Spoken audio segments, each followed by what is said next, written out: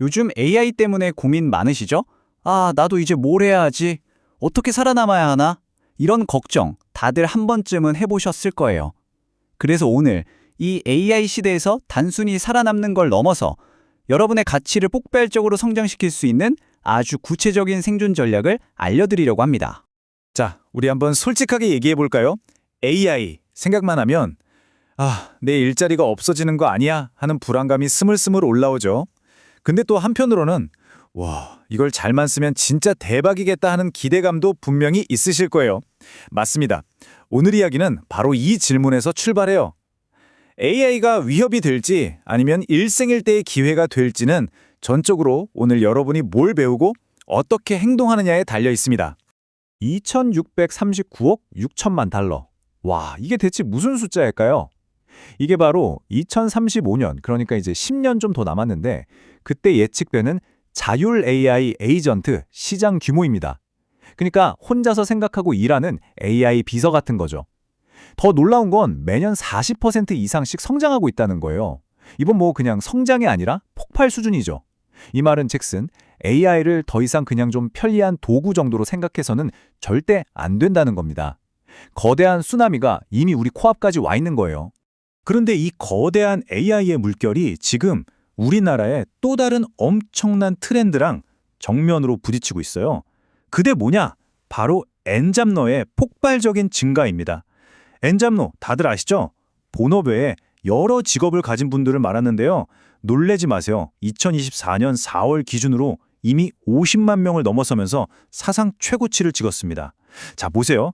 AI 혁명과 엔잡러 시대, 이 두 개의 거대한 파도가 만나면서 완전히 새로운 게임의 판이 짜이고 있는 겁니다. 그래서 저희는 이 현상을 그냥 스쳐 지나가는 유행이 아니라 AI 엔잡러 혁명이라고 부릅니다. 이건요, 노동시장의 규칙 자체가 근본적으로 바뀌고 있다는 아주 강력한 신호탄이에요.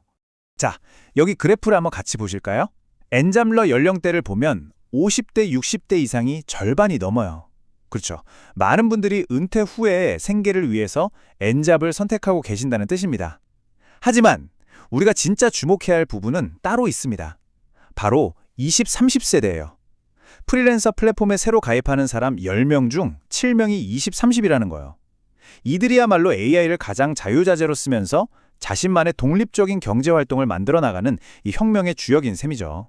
자, 이제부터 진짜 핵심으로 들어가 보겠습니다. AI가요, 안타깝게도 모두에게 공평한 기회를 주진 않아요. AI 때문에 일자리를 잃고 대체될 사람, 그리고 반대로 AI를 날개 삼아서 능력이 몇 배로 증폭될 사람, 이 둘 사이의 격차는 지금 이 순간에도 무섭게 벌어지고 있습니다. 이 표가 그 냉혹한 현실을 아주 적나라하게 보여주죠. 크게 세 그룹으로 나눌 수 있어요. 먼저 그룹 1. 이분들은 AI를 마치 자기 오른팔처럼 최고의 파트너로 활용해서 시너지를 내는 사람들이에요. 당연히 생산성도 소득도 올라가겠죠? 자, 그런데 문제는 그룹 2입니다. AI 기술에 많이 노출되긴 하는데 이걸 자기 업무랑 융합시키질 못하는 거예요. 보완 관계가 안 되는 거죠. 이런 직업군은 대체될 위험이 굉장히 높습니다. 안타깝게도 많은 사무직, 화이트칼라 직군이 여기에 속해요. 여러분은 지금 어디에 계신 것 같으신가요? 데이터는 더 냉정하게 팩트를 보여줍니다. 이 그래프를 한번 보세요. AI를 자기 일에 성공적으로 결합시킨 사람들의 임금 상승 속도가요, 그렇지 않은 사람들보다 무려 2배나 빠릅니다. 2배요. 이제 정말로 AI를 어떻게 다루느냐가 여러분의 통장 잔고리 결정하는 시대가 온 겁니다. 자, 그렇다면 어떻게 해야 저 위험한 그룹 2에서 벗어나서 소득이 팍팍 오르는 그룹 1로 갈 수 있을까요? 그 비밀 무기가 바로 X 플러스 AI 융합 전략입니다. 여기서 가장 중요한 건 저 X인데요. 이 X가 뭐냐면 다른 사람이 아닌 오직 나만이 가지고 있는 고유한 경험과 전문성을 뜻합니다. 이 X의 진짜 핵심은 바로 암묵지라는 거예요. 좀 어려운 말 같지만 쉽게 말해서 책에는 안 나오는 여러분이 수년간 몸으로 부딪히면서 쌓아온 경험, 노하우, 그리고 감 같은 겁니다. AI가 아무리 똑똑해도 수많은 데이터를 다 외워도 현장에서 수십 년간 구르면서 얻은 그 직관까지 흉내낼 수는 없거든요. 바로 이 암묵지야말로 AI와 만났을 때 그 누구도 따라할 수 없는 여러분만의 강력한 무기가 되는 겁니다. 에이, 그거 그냥 이론 아니야 싶으시죠? 천만에요. 이미 국내 대기업들은 이 전략을 완벽하게 꿰뚫고 실행에 옮기고 있습니다. 보세요. 삼성, LG, KT, 특히 포스코 같은 곳은 챗GPT 같은 범용 AI를 그냥 쓰는 게 아니에요. 자기들만 가지고 있는 내부 데이터, 즉 회사의 암묵지를 똘똘 뭉쳐서 자기들만의 AI를 만들고 있습니다. 왜 그럴까요? 바로 자신들만이 가진 그 지식이 돈이고 최고의 경쟁력이라는 걸 너무나 잘 알기 때문이죠. 바로 이 포스코의 방식이 우리 같은 개인 엔잡러들에게 엄청난 힌트를 줍니다. 우리도 똑같이 할 수 있어요. 챗GPT 같은 범용 AI에다가 여러분 각자가 가진 전문 지식, 자료들을 쫙 모은 나만의 데이터베이스를 RAG라는 기술로 연결하는 겁니다. 이거 비유하자면 AI한테 인터넷이라는 거대한 도서관을 통째로 뒤지게 하는 게 아니라 내가 직접 밑줄 쫙쫙 그어가며 만든 나만의 비밀 요약 노트만 콕 집어서 공부시키는 거예요. 그럼 어떻게 될까요? 세상에 단 하나뿐인 나만의 전문 분야에 통달한 AI 비서가 탄생하는 거죠. 자, 좋습니다. 이론은 이제 충분히 이해했죠? 그럼 이제 가장 중요한 거. 그래서 이걸로 어떻게 돈을 버는데? 이 질문에 대한 답을 찾아보겠습니다. 아주 구체적이고 현실적인 비즈니스 모델들을 지금부터 하나씩 보여드릴게요. 가장 먼저 떠올릴 수 있는 게 바로 유튜브죠. 이 5단계 로드맵을 한번 따라가 보세요. 1단계, 처음에는 AI를 이용해서 사람들이 뭘 궁금해하는지, 어떤 주제가 터질지 찾아내서 구독자를 모으는 거예요. 그렇게 채널이 좀 크면 2, 3단계로 넘어가서 숏폼으로 사람들을 끌어들이고 멤버십이나 광고 같은 수익 모델을 붙이는 거죠. 그리고 4단계, 5단계에서는 블로그나 커뮤니티로 확장하고 궁극적으로는 기획, 대본, 편집, 업로드까지 AI 에이전트가 알아서 착착 진행하게 만드는 겁니다. 혼자서 웬만한 방송국 수준의 일을 해낼 수 있게 되는 거예요. 유튜브가 좀 부담스럽다면 전자책도 정말 강력한 모델입니다. 이 표를 한번 보세요. 차이가 확 느껴지시죠? 예전 같았으면 책 한 권 쓰려고 몇 달, 몇 년씩 머리 싸매고 고민해야 했잖아요. 그런데 지금은 AI랑 같이 하면 컨텐츠 구조 잡고 자료 조사하고 초고 쓰는 것까지 며칠이면 충분해요.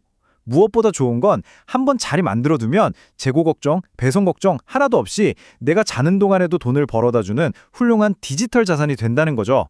여기서 한 단계 더 끝판왕 레벨로 갈 수도 있습니다. 바로 여러분의 전문 지식 자체를 아예 소프트웨어, 즉 SaaS로 만들어서 파는 거예요. 예를 들어 대형 회계법인인 31PwC가 자신들의 회계 노하우를 AI 프로그램으로 만들어서 파는 것처럼 말이죠. 여러분도 똑같이 할 수 있습니다. 여러분만의 암묵지를 담은 자동화 툴이나 전문 상담 챗봇 같은 걸 만들어서 전 세계 사람들에게 월 구독료를 받고 파는 거죠.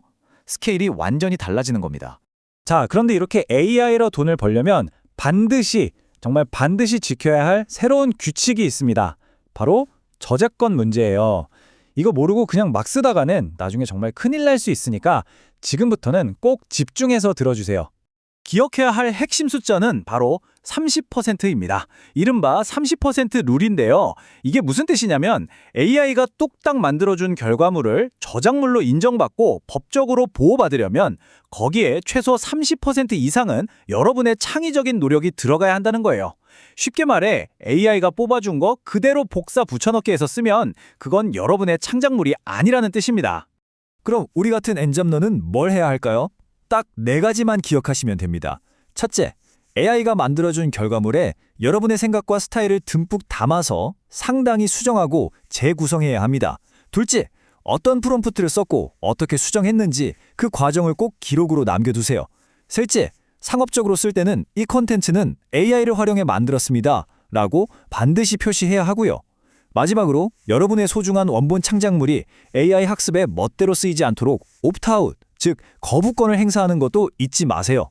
특히 이 AI 사용 표시는 2026년부터 법으로 의무화되니까요. 지금부터 습관을 들여놓지 않으면 나중에 수익 활동에 큰 제약이 생길 수 있습니다. 오늘 이야기 한 문장으로 정리해볼까요? 결국 이겁니다. AI 시대에 살아남는 방법은요, 최신 기술을 쫓아가는 게 아니라 그 기술을 이용해서 나다운 것이 무엇인지, 나만이 할 수 있는 이야기가 무엇인지를 더 선명하고 강력하게 보여주는 거예요. AI는 여러분의 자리를 빼앗는 경쟁자가 아닙니다. 여러분이 가진 전문성이라는 날개에 더 높이, 더 멀리 날 수 있도록 힘을 실어주는 최고의 파트너가 될 수 있습니다. 여러분 각자의 그 고유한 날갯짓을 진심으로 응원하겠습니다.